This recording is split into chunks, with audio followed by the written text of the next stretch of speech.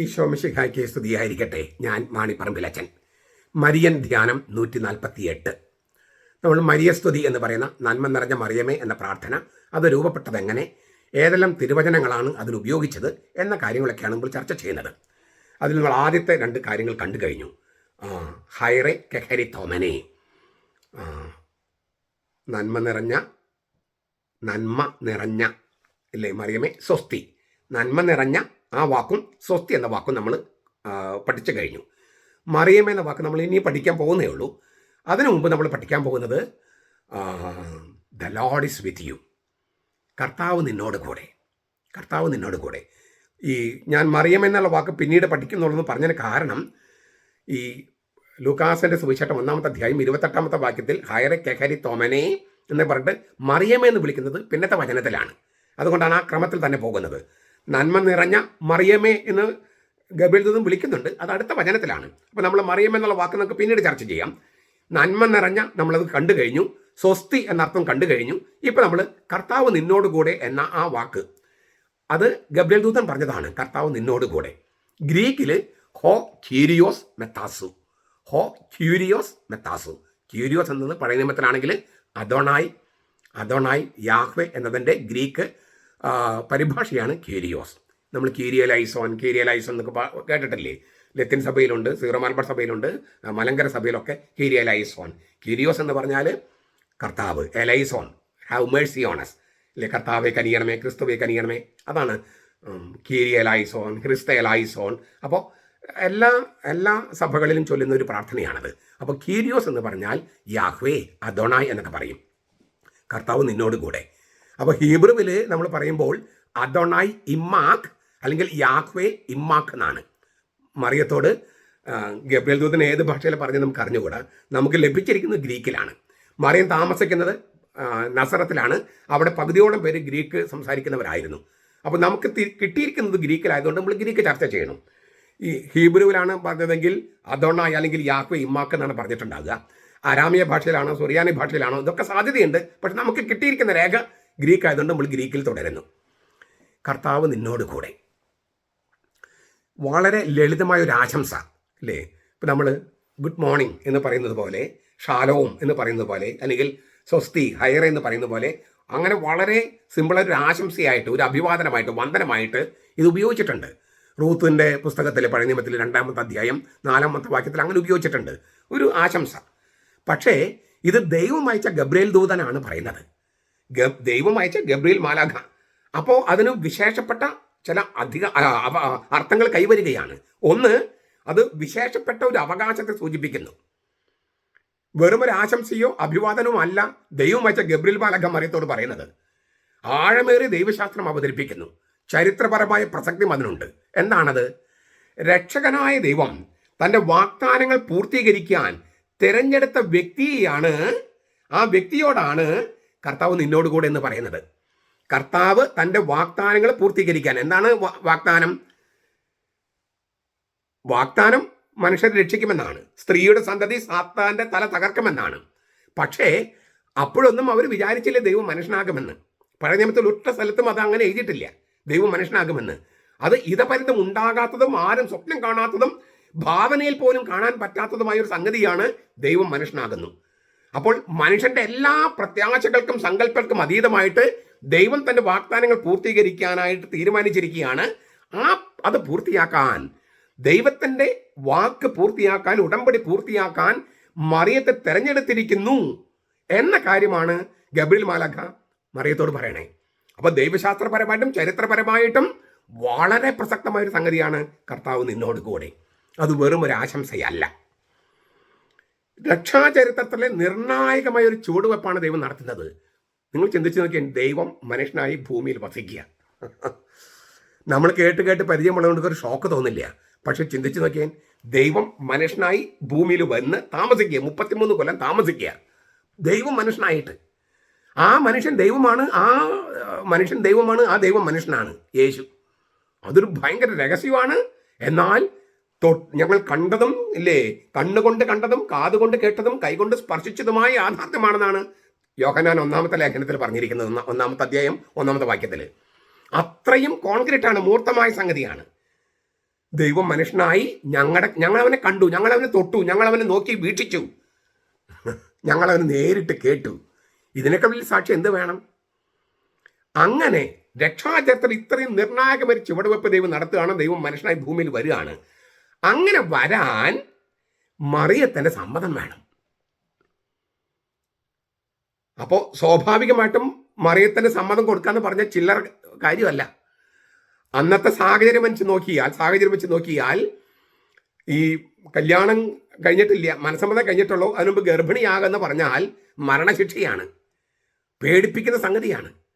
അവൾ അസ്വസ്ഥയാകുന്നുണ്ട്, പക്ഷെ ആ അസ്വസ്ഥതയിലും പേടിയിലും കിടക്കുന്നില്ല, ഇങ്ങനെ കുടുങ്ങി കിടക്കുന്നില്ല. അപ്പൊ ഈ ആപൽക്കരമായ ഒരു സംഗതിയുമാണ് ഈ ദൗത്യം നിർവഹിക്കുക എന്ന് പറയുന്നത്. അതുകൊണ്ട് പറയാണ്, ഈ ദൗത്യം നിർവഹിക്കാൻ കർത്താവ് നിന്റെ കൂടെ ഉണ്ടാകും. കർത്താവ് നിന്റെ കൂടെ ഉണ്ടാകും. കർത്താവ് നിന്നോട് കൂടെ. ദൈവം മനുഷ്യനായി വരുന്നത് മറിയത്തിലൂടെയാണ്. മറിയത്തിന് സമ്മതം കൊടുക്കുമ്പോൾ മറിയത്തിന്റെ ജീവിതത്തിൽ അത് അവളുടെ എല്ലാ സ്വപ്നങ്ങളെയും തച്ചുടച്ച് തകർത്ത് കളയുന്ന ഒരു സംഗതിയാണെങ്കിലും ആ സംഗതി ഏറ്റെടുക്കാൻ അവളെ ധൈര്യപ്പെടുത്തിക്കൊണ്ട് കർത്താവ് അവളുടെ കൂടെയുണ്ട്. ദൈവമായ കർത്താവ് അവളുടെ കൂടെയുള്ളത് കൊണ്ട് ഈ ആപത്തിനെയൊക്കെ മറികടക്കാൻ അവൾക്ക് കഴിയും. ഇത് തിരിച്ചറിഞ്ഞ് നമുക്ക് 2-3 സംഗതികൾ പഴയ നിയമത്തിൽ നോക്കാം. ദൈവം മോശയോട് പറഞ്ഞു, ഞാൻ നിന്നോട് കൂടെയുണ്ട്. പുറപ്പാട് 3:12. ഈ തലതെറിച്ചെന്ന് പറയണം. അതായത് എല്ലാ കാര്യത്തിലും പിറുപിറുക്കുന്ന, കുറ്റപ്പെടുത്തുന്ന, തൊട്ടു ഈ ഇപ്പോൾ ഒരു അത്ഭുതം കണ്ടുന്ന അടുത്ത നിമിഷത്തിൽ ദൈവത്തിൽ വിശ്വാസം നഷ്ടപ്പെടുന്ന നമ്മളൊക്കെ ഏതാണ്ട് അതുപോലെയാണ്. അങ്ങനെയുള്ള ഇസ്രായേലിനെ ഈ മർക്കടമുഷ്ടിക്കാരും ഇങ്ങനെ ദൈവത്തെ എപ്പോഴും പഴി പറയാൻ ഇങ്ങനെ നിൽക്കുന്നവരുമായ ഇസ്രായേലിനെ ഈജിപ്റ്റ് എന്ന മഹാസാമ്രാജ്യത്തിന്റെ ശക്തിയിൽ നിന്നും പുറത്തു കൊണ്ടുവരുന്ന ആ മഹാദൗത്യം അത് ഈ മോശ ഏൽപ്പിക്കുകയാണ്. അവിടുന്ന് ഒളിച്ചോടി പോയവനാണ് ഈ മോശ. അപ്പൊ ഭയങ്കരമായ ദൗത്യമാണത്. അപ്പൊ അതിന് പറയാണ്, ഞാൻ നിന്നെ കൂടെയുണ്ട്, നീ ധൈര്യമായിട്ടിരിക്കേ. മോശയോട് പറയുന്നു. യശുവ എന്ന് പറഞ്ഞ ജോഷുവയുടെ തന്നെ പറയുന്നുണ്ട്, മോശയോട് കൂടെ ഞാൻ ഉണ്ടായിരുന്നത് പോലെ. അതിന് സാക്ഷിയാണ് യശുവ, ഞാൻ നിന്നോട് കൂടെ ഉണ്ടായിരിക്കും. യശുവയുടെ പുസ്തകം, ജോഷുവയുടെ പുസ്തകം 1:5. ഇതുപോലെ തന്നെ പറയുന്നുണ്ട്, ഗിദയോനോട് പറയുന്നുണ്ട് ന്യായാധിപന്മാരുടെ പുസ്തകത്തിൽ 6:12 കർത്താവ് നിന്നോട് കൂടെ.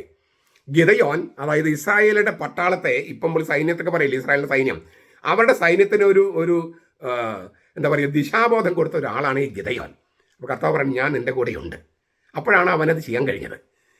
ഇത് മോശെ, യശുവ, ഗിദയോൻ അവർക്കെല്ലാം കൊടുത്ത ദൗത്യത്തെക്കാൾ 10,000-കണക്കിന് മടങ്ങാണ്, അതിനേക്കാളൊക്കെ എത്രയോ വലിയ ബൃഹത്തായ നിർണായകമായ മഹത്തായ ദൗത്യമാണ് മറിയത്തിന് കൊടുത്തിരിക്കുന്നത്.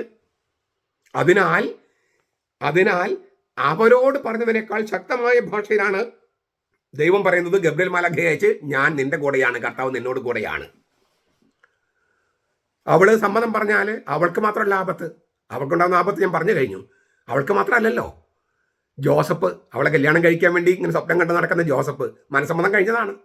ആ ജോസഫിന്റെ കുടുംബവും മറിയത്തിന്റെ കുടുംബം, ആ സമുദായത്തിൽ അവർക്കുണ്ടാകുന്ന മാനക്കേട് ചിന്തിച്ചു നോക്കിയാൻ, ഇടർച്ച ചിന്തിച്ചു നോക്കിയാൻ. അപ്പോൾ ദൈവത്തിന്റെ വഴികൾ പലപ്പോഴും അപകടം പിടിച്ചതാണ്, ഇടർച്ച ഉണ്ടാക്കുന്നതാണ്, സമുദായത്തിൽ വലിയ പ്രശ്നമുണ്ടാക്കുന്നതാണ്. തീർന്നില്ല. ഇത് ഇപ്പൊ ഈ ഗബ്രിയേൽ ദൂതൻ ഈ മംഗളവാർത്ത പറയുകയും മറിയം സമ്മതം മൂളുകയും ചെയ്യുന്ന ആ നിമിഷത്തില് നിന്നോടുകൂടെ, കർത്താവ് നിന്നോടുകൂടെ എന്ന് പറഞ്ഞത് ഒന്ന് മാറ്റി പറയണം. കർത്താവ് നിന്റെ ഗർഭത്തിൽ, നിന്റെ ഉദരത്തിൽ, നിന്റെ ഗർഭത്തിൽ കർത്താവ് നിന്നോടുകൂടെ എന്ന് പറഞ്ഞു.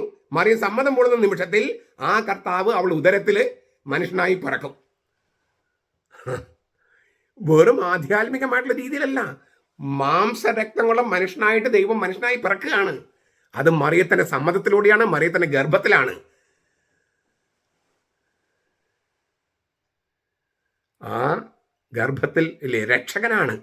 പക്ഷെ രക്ഷകനും ദൈവവും സർവശക്തനാണെങ്കിലും മറിയത്തിന്റെ സമ്മതമില്ലാതെ, മനുഷ്യവർഗത്തിന്റെ പ്രതിനിധിയെ മറിയത്തിന്റെ സമ്മതമില്ലാതെ മനുഷ്യരുടെ ലോകത്ത് ദൈവം പ്രവേശിക്കാനും കഴിയില്ല. അപ്പൊ ചെറിയ കാര്യമൊന്നല്ല മറിയത്തോട് പറയുന്നത്. മനുഷ്യരുടെ ലോകത്തേക്ക് കളങ്കമില്ലാത്ത മനുഷ്യവർഗത്തിന്റെ പ്രതിനിധിയായ മറിയം സമ്മതം മൂടണം, എങ്കിലേ ദൈവത്തിന് മനുഷ്യരുടെ ലോകത്ത് വരാൻ പറ്റൂ. അത് വളരെ വലിയ ഉത്തരവാദിത്തമാണ്. എൻ്റെ കർത്താവിൻ്റെ അമ്മ എന്നാണ് എലിസബത്ത് അവളെ വിളിക്കുന്നത്. അത്രയും ആ മഹത്തായ സംഭവത്തിന് മറിയം സമ്മതം മൂളാൻ വേണ്ടി ഗബ്രിയേൽ ദൂതൻ ഒരു ഉറപ്പ് കൊടുക്കുകയാണ്, കർത്താവ് നിന്നോട് കൂടെയാണ്. നീ സമ്മതം മൂളുമ്പോൾ ആ കർത്താവ് നിന്റെ ഉള്ളിൽ വരും, ഗർഭത്തിൽ. നമുക്കിതൊന്ന് നമ്മുടെ ജീവിതമായിട്ട് ബന്ധപ്പെടുത്തി നോക്കിയാൽ നമ്മളെപ്പോഴും എന്താ പറയുക, മത്തായിയുടെ സുവിശേഷം 1-ാമത്തെ അധ്യായം 23 വെച്ചിട്ട് ഇമ്മാനുവേൽ, ഗോഡ് വിത്ത് അസ്, അല്ലേ, ഗോഡ് ബിസൈഡ് അസ്, നമ്മുടെ കൂടെയുണ്ട്, നമ്മുടെ വശത്തുണ്ട്, നമ്മുടെ കൂടെയുണ്ട്. അത് സത്യം തന്നെ. പക്ഷെ നമ്മൾ കുർബാന സ്വീകരിച്ച് കഴിയുമ്പോഴോ ഈ മറിയത്തിൻ്റെ ഗർഭത്തിൽ കിടന്ന അതേ കർത്താവല്ലേ നമ്മുടെ ഉദരത്തിലേക്ക് വരണേ.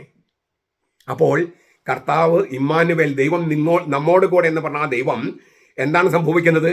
ദൈവം നമ്മുടെ ഉള്ളിൽ, ഗോഡ് വിത്ത് അസ്, ഇമ്മാനുവേൽ. കുറച്ച് കഴിയുമ്പോൾ കുർബാന സ്വീകരിക്കുമ്പോൾ God within us, God within us. നിങ്ങൾക്കതിന് ഹീബ്രു വേണമെങ്കിൽ ഇമ്മാനുവേൽ, അതാണ് ഗോഡ് വിത്ത് അസ്, ദൈവം നമ്മോട് കൂടെ, ഗോഡ് വിത്തിൻ അസ്, നമ്മുടെ ഉള്ളിൽ. അതിന് ഹീബ്രു നിങ്ങൾക്ക് വേണമെങ്കിൽ ഞാൻ പറയാം, ബെക്കിർ വാനുവേൽ, ബെക്കിർ, ബെക്കിർ വേ, ബെക്കിർ, അല്ലേ, വിത്തിൻ, ബെക്കിർ വാന്യു വേൽ, വാന്യു എന്ന് പറഞ്ഞാൽ ആസ്, വിത്തിൻ ആസ്, വേൽ, ഏൽ. ദൈവം നമ്മുടെ ഉള്ളിൽ, ദൈവം നമ്മുടെ ഉള്ളിൽ. മറിയത്തിൻ്റെ ഗർഭത്തിൽ കിടന്ന കർത്താവ് ദിവ്യകാരുണ്യം വഴി നമ്മുടെ ഉദരത്തിൽ. അവൾക്ക് കൊടുത്ത കൃപ അവളുടെ മക്കളായി എല്ലാവർക്കും നൽകപ്പെട്ടിരിക്കുക. ദൈവം നമ്മുടെ കൂടെയാണ്, ദൈവം നമ്മുടെ ഉള്ളിലാണ്. ഗബ്രിയേൽ പറഞ്ഞു, കർത്താവ് നിന്നോട് കൂടെയാണ്. അവൾ സമ്മതം കൊള്ളിക്കഴിഞ്ഞപ്പോൾ ആ കർത്താവ് അവിടെ ഉള്ളിലാണ്. ഇത് നമ്മുടെ കാര്യത്തിൽ സംഭവിക്കുന്നു. തീർച്ചയായിട്ടും അതിൻ്റെ ചക്രവാളങ്ങൾ വ്യത്യാസമുണ്ട്, എങ്കിലും അതേ കർത്താവാണ്, അതേ കർത്താവാണ്. അപ്പോൾ മംഗളവാർത്തയിൽ പറഞ്ഞ ആ സംഗതി, ദൈവം അവളോട് കൂടെ, കർത്താവ് നിന്നോട് കൂടെ, നമ്മളത് ചൊല്ലുമ്പോൾ ദൈവം നമ്മോട് കൂടെ എന്നും ദൈവം നമ്മുടെ ഉള്ളിലെന്നും കൂടി പറയുകയാണ്. മറിയത്തിൽ സംഭവിച്ചത് നമ്മിൽ സംഭവിക്കട്ടെ എന്നാണ് ഈ മരിയസ്തുതി ചൊല്ലുമ്പോൾ ഗബ്രിയേൽ മാലാഖയോടൊപ്പം നമ്മൾ ചൊല്ലുന്നത്. ചെറിയ പ്രാർത്ഥനയാണോ അത്? തിരുവചനത്തിൽ അടിസ്ഥാനമിട്ട അതിഗംഭീരമായ പ്രാർത്ഥനയല്ലേ അത്? അതിൻ്റെ ഗാംഭീര്യം മനസ്സിലാക്കി മറിയത്തോടുള്ള സ്നേഹത്തോടും പ്രണയത്തോടും, പ്രണയം എന്ന് പറഞ്ഞാൽ ദിവ്യപ്രണയമാണ് ഉദ്ദേശിക്കുന്നത് കേട്ടോ, ആ അടുപ്പം, അതോടുകൂടി നമുക്ക് പ്രാർത്ഥിക്കാൻ നമുക്ക് കഴിയട്ടെ. നമ്മുടെ കർത്താവ് ഈശോ മിശിഹായുടെ കൃപയും പിതാവായ ദൈവത്തിൻ്റെ സ്നേഹവും പരിശുദ്ധാത്മാവിൻ്റെ സഹവാസവും നാം എല്ലാവരോടും കൂടി ഉണ്ടായിരിക്കട്ടെ, ഇപ്പോഴും എപ്പോഴും എന്നേക്കും. ആമേൻ.